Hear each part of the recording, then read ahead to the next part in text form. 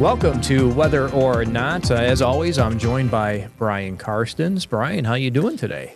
Well, not too bad. How are you doing today? I'm doing pretty good. You know, after a busy weekend, trying to fit some, chores in through the weekend, painting the house, the outside of the house. Painting the house. That's going to be a big one. That's what Scott Mundt is doing this fall. Yeah, we got the east side practically done. We'll have to do some touch-ups. Okay. And then today, tomorrow, and how long it lasts, I'll concentrate on the south side. Now, the south side's kind of tough because that's where all the sun beats on it. Yeah, so, and it's also a little higher it is higher on your house. And I have some boards to replace. Yeah, so. Little work cut out. Little work to do, right? It's something to do this fall. I'm going to try to keep a good attitude about it. Take my time, not fall off the ladder, not fall off the roof. We want you safe. We want you to be, just slow and steady. Take my time. Yep. But I do have to watch those wasps. You know, that's true. Those hornet nests are out there, aren't they? And we've had a couple of those around our place, too. And it seems like they activate a lot better on the warmer days, which we'll have this week. Yeah, you got a couple of those coming, Scott. That's okay. Great to tell you. 80-degree weather is our top theme of the forecast. We're going to warm up. But before we cover that, we're going to talk about the frost that was around during the course of the weekend. You know, we've had some temperature extremes this weekend, and we'll cover some of those. You mentioned this warm air returning for this week. Higher dew point temperatures will go along with it. Hopefully, we'll bring in some rain chances. Nothing widespread, but we'll just call it chances for rain. And we'll always end with the pattern, what's going on over the next couple of weeks. For today, we can pop a couple of scattered, isolated showers, thunderstorms. You see that later this afternoon.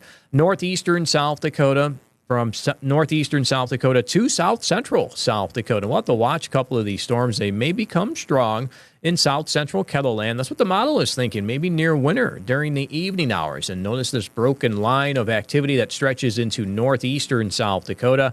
These will try to move to the east as we go through the evening and into the overnight hours. And don't be surprised for a scattered shower or thunderstorm in southeastern KELOLAND early tomorrow morning. For the rest of today, we'll go with partly cloudy skies, evening showers, thunderstorms, south central and northeastern South Dakota. They'll try to move to the east and southeast during the overnight hours as temperatures only fall to near 60 degrees in central and eastern KELOLAND. Stay with us. We'll talk about the weekend coming up.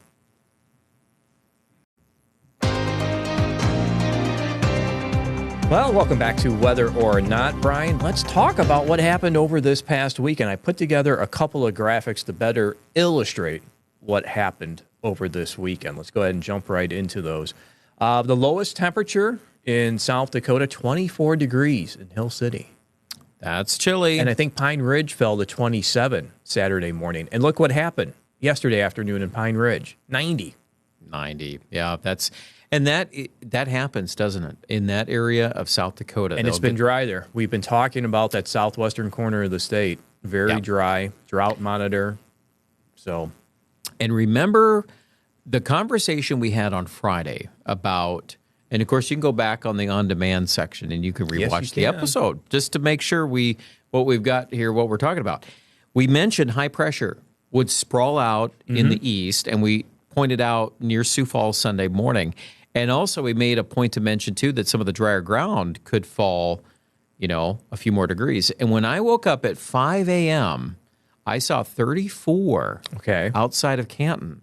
And I ventured into the garden just because I was really curious if I was getting frost. 5 a.m.? Oh, yeah. Did you have a flashlight with you? I did. And I went out there, and then I just felt the dew on the leaves of the tomatoes and the stuff that was, and I did not cover. I decided to kind of I know you were 50-50. It was 50-50. Now, some of the viewers took precautions, and that's good, because we'd like you to do that. But that's everybody's decision, right? You take your, risk and benefit ratio. I decided at that point, though, that even if I did get a little bit of frost, I had enough canopy with the tomatoes that I knew everything underneath was probably going to be okay. Okay. Yeah. And I was right. It was fine. But it was close. It was 34. So yeah. In fact, I do have Canton on the list for you. Yes, 35 officially. That's the lowest temperature. And this is just looking at the lowest temperatures over the weekend and the highest temperatures, so both for Saturday and Sunday. There's an R after Mitchell for that 35. Set a record. Yes. And a lot of those numbers are near records. If, obviously are not quite there, but they're close. Yeah, the 35 in Sioux Falls from Sunday morning. Aberdeen fell to 33. You can see the mid-30s in central South Dakota. Rapid City down to 33. And then those afternoon highs on Sunday in western KELOLAND, they warmed in the 80s. Mentioned Pine Ridge able to hit 90. Rapid City made it up to 88. So we had quite the range there from the cold overnights to the very warm afternoons. Not to put you on the spot, but I remember, I think if I look at the record books correctly, some of these dates from early September for record lows 1 year. A lot of the records are really old, by the way. I think most of them are. It was the year I was born, I think, is the one you're looking for. 74. Okay, so 74 shows up. Now, based on what I've read about 1974, and some of you watching might be able to, send us an email. If there's something you remember about a year we bring up, send us an email. We'd love to hear from you. Sure, put that crawl on there for you, too. Yeah, because we're here to answer questions. That's what this show's about, too. If you've got a question, feel free. We'll read it. We'll take it. We don't have to mention your name if you don't want, but we can at least mention the topic like, oh, yeah, I wondered about this. So you look at 74. Okay, cold air came down in 74 and set quite a few records in eastern South Dakota. That year was a drought year in this region, but I also think it's interesting that going into the winter of 74, 75, okay, 75, that following winter, that was pretty brutal. Now, I'm not making any kind of connections to that, but I'm going to say that we like to look for trends, so we're going to put that down as, okay, well, it got cold in early September. So the next time it gets cold, October. Okay, yes. What's that going to look like? And we'll talk about that at the end of the program today. Yeah, a lot going on. Seems like we've been looking at a couple of things as we started to do the show here, and said, Brian, you see this? And then we got kind of lost in the weeds. We were looking at the extended. Well, we'll talk about it later. That's a good worth teaser. Staying to. That's a good teaser, right? Tuned to, yeah. Okay. Warm air will return this week. We've been mentioning that. Temperatures returning to the 80s for afternoon highs, 90s. We already had that over the weekend in western, southwestern South Dakota. We're at that time of year where the average high temperature, we'll say middle, upper 70s in eastern KELOLAND. And those average highs continue to slowly go down. But we're going the other way. The air temperature is going up. I think we even talked about this during the show, KELOLAND this morning, saying, a lot of the information is almost pointing to 90 degrees for Sioux Falls on Saturday. Should we go ahead and raise the high? Well, and it makes sense if you buy into the idea that this whole pattern is slowing down. The amplification. I mean, you look at that map right there. You've got all this heat in the middle section of the country.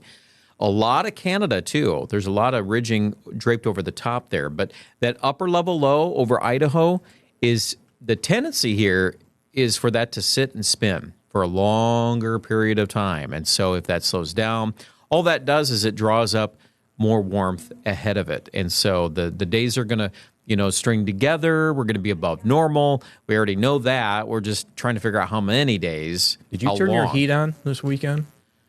No. You just closed the house up. We did not. In fact, if anything, I heard the comment it was warm in the house again by Sunday. No, don't get me started. I said, okay. No, we do not need to turn the AC back on, but open the windows. I think you will this week, won't you? Dew point temperature's I'm going up. I'm planning on it. I will. Don't know what day yet, but I will. And a little humidity to go with the pattern too. But the time horizons on all of this. So make sure you think of that this week. Everything is slowing down. So that means we have more time to draw up moisture from the south. This is the dew point forecast, isn't it? Yeah, we see our dew points returning to the 60s. And for many of us in central, eastern KELOLAND, even the later we go through this week, middle, upper 60s. We had the conversation earlier. Is there a chance that we can have 70 return? It's a little harder the later we go in September. But some models are suggesting that, look at Sioux City, 69 for that dew point temperature on Saturday. And that's the day where we are forecasting a high temperature of 90 in Sioux Falls. Do we have to bring out the heat index again? Well, Scott, I tell you what, it's not impossible with that scenario. Now, you're looking at the raw data from the European model, correct? Yes. Okay, and I'm over on my machine here. I've been looking at this is off the AI version of the European model. I'll just clean this up here for you a little bit. So dew points, the green, all that's in the 60s. Look at that. It goes from Fargo, Minot, North Dakota. I mean, we're talking all the way to the Canadian border. And that's Saturday. Yes.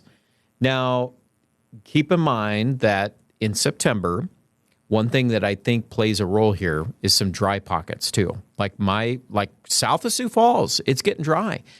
And you're talking about the dry ground. The dry ground, not the right? air, the dry ground. There's no moisture going back into the atmosphere from that area because we're just out of gas. The ground's dry, the grass is starting to dry out, turn brown. So you've got some emerging factors like that across the Midwest. I've noticed the eastern Corn Belt too has been drier the last 30 days. Parts of Iowa have been drier. So we're going to see these patches of humidity, and the tendency is if the wind comes up, it kind of blends that out. My thought is let's keep an eye on the extended, like beyond this weekend. And then let's see what happens with the low. I think we're going to discuss that too here in the conversation. Yeah, let's talk about these rain chances that will try to show up. We have these in the forecast, even for today. Went through Futurecast earlier. It's maybe 20, 30% chance. Nothing widespread. But we can see a couple of showers and thunderstorms later today, south central to northeastern South Dakota. These will try to spread across eastern and southeastern KELOLAND late tonight toward daybreak tomorrow. Would not be surprised to see a couple of scattered showers and thunderstorms. And then we could have redeveloping thunderstorms in the afternoon across eastern South Dakota into Minnesota. We'll watch those race to the southeast. And then look at this. In south central South Dakota, Wednesday morning, we'll watch a couple of scattered showers and thunderstorms that will try to move across that area as we get into the afternoon on Wednesday. I think a lot of that goes away. And I still think our chances for rain here, mainly at night into the early morning hours. I think much of the day part will stay dry as we go over the next week. So what we're looking at here is the next 14 days. Now, this is through Friday. Yes, we do have our scattered shower and thunderstorm chances around. But as we get into the following week, seeing what happens with that trough, look at this. It really tries to fill things in throughout the central and the northern plains once we get into next week. So we will have some energy come in from the southwest. We know all about the moisture that will be available this week. Probably stick around as we get into next week, and we'll talk more about that with our weather pattern coming up as you continue to watch Weather or Not.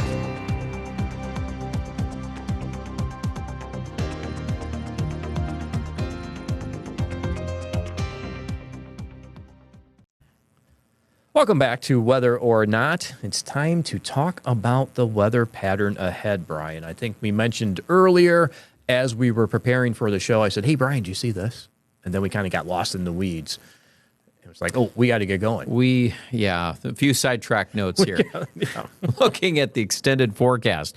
I guess we should start with what we know and then progress into the variables that we don't know, but we can at least start to bring up some items of business, shall we say. Yeah, now there's a lot going on here on that 500 millibar pattern as we're watching these upper level lows come in across the western United States, and it's a decent pattern to see those eventually move through the central and the northern plains. We also have warming out ahead of it, so we'll have our warm temperatures for this week, but it's not just one system trying to move through. I think we do have several systems in the works that we're following as we go through not only this week, but into next week. So we'll stop it on Wednesday. You can see we have low pressure here, Northern California. We have a nice ridge in the atmosphere right in here. So we'll have our warm temperatures this week, and we'll stay there throughout much of the week. As Brian mentioned, that low pressure system slow to move, but once it does, it'll happen probably during the weekend. That will increase our chances for showers, thunderstorms here in KELOLAND. And then there's a second one right here. The first one is up behind, I'll just draw the arrow. It's right there. So that one moves out. Another one works in right behind it, and this is going into next week. That's September 16th. Probably, once again, keep us warm, and then we'll bring in chances for showers, thunderstorms as these do run through. And I don't know if you've seen this too, Brian. Here's one here. Here's one here. And then we have a high pressure system over here, low pressure right here. We got a lot going on. We do. We have a highly amplified pattern, kind of slow moving though, because once this ridge establishes itself, it's not in any hurry. It's pretty stubborn. And the lows are kind of, it's interesting as you bring up the pattern because that's by the 22nd of September. And it still shows that general troughing to our northwest. And it's trying to do battle with that. So there's a lot there that we still have to sift through because timing can be a problem. A lot of times we'll kind of sit here and we'll wait, and we'll wait, and we'll wait, and then, it just delays, like you'll come back tomorrow, and then the pattern is, a day slower. That's an easy possibility here. So Sioux Falls, we put in some 30% chances of rain for the weekend. Better bets are probably west first. Yes. And then we'll just kind of monitor how that all kicks out here at the end of the week. And we'll have to watch, see how much energy we get in the atmosphere. And we will, as we warm this week. 80s return, dew point temperatures in the 60s. We'll watch the energy increase. We'll have thicker humidity around. This is Thursday, as it looks like western South Dakota has some higher energy as compared to the east, so scattered showers, thunderstorms late this week. You mentioned our chances for this coming weekend, and yeah, we do have some energy around. That's a look at Saturday, mainly in the Minnesota, maybe extreme southeastern South Dakota. And on Sunday, it points to south central KELOLAND. But again, it's a timing issue. If these things do, delay a little bit longer, then we'll have to put off on our rain chances. But that's the way it looks at the moment with bringing in the shower and thunderstorm chances here at the end of that 7-day forecast. And the moisture's around. We'll have probably periods of heavy rain if you can get a thunderstorm to go. That's Friday morning, trying to show a little bit moisture stacked in the atmosphere across the east, but better here in central and north central South Dakota by the time we do get into Friday evening, and even for this coming weekend. It lingers in central to northeastern South Dakota, so we can get periods of heavy rain out of this scenario as well. Oh, here we go, Brian. Here, let me take off the crawl. Here's our snowfall outlook. I mentioned that, yes, we are in September. We'll continue to visit this as we do go into the snow season. Over the next 14 days, it tries to bring something into our west and higher elevations. Nothing for us. You're not ready to chime in, are you? I'm just carefully observing. Okay, all right. That's all. Not anything more. Here's our snow depth. Nothing showing up, but I'd like to put these back to back because sooner or later we'll see where the snow is. Okay. Oh, I like that. Okay. I don't want to end with the title page yet. I want to end with this. Now, this is our 45-day outlook as to, our snow chances with different members of the European model. Last week, we were looking at this, and it was pointing to one day it had 8, one day it had 9 to bring in at least some snow chances, right? Now, when I counted it up, it's to 13. But again, we are going later in the calendar. So you would think that it should add to, getting at least a couple of these models to come around to bring in our snow chances. But that's still 13. It's higher than 8. And those ensembles, you think of it like a band.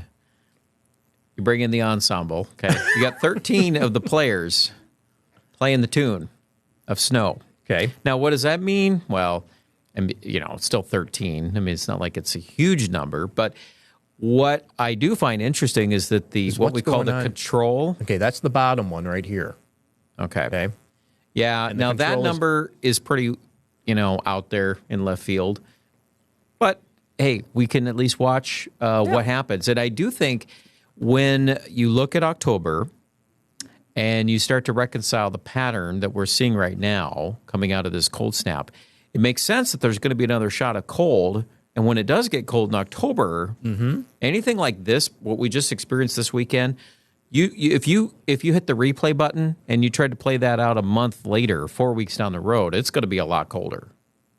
No doubt in my mind that would be something of interest to watch. So let's keep that in our thoughts as we get through a warm week, and we get to just revisit the subject every day. Well, I was going to revisit that pattern that I highlighted a couple of times here on whether or not the cycle that we're in of 40 to 45 days. Yes. It's somewhere lost in my graphics lineup, if you will. Well, but it does, and I know which one you're talking about. To, I think it was October 4th through 9th will probably get hit with some much colder air.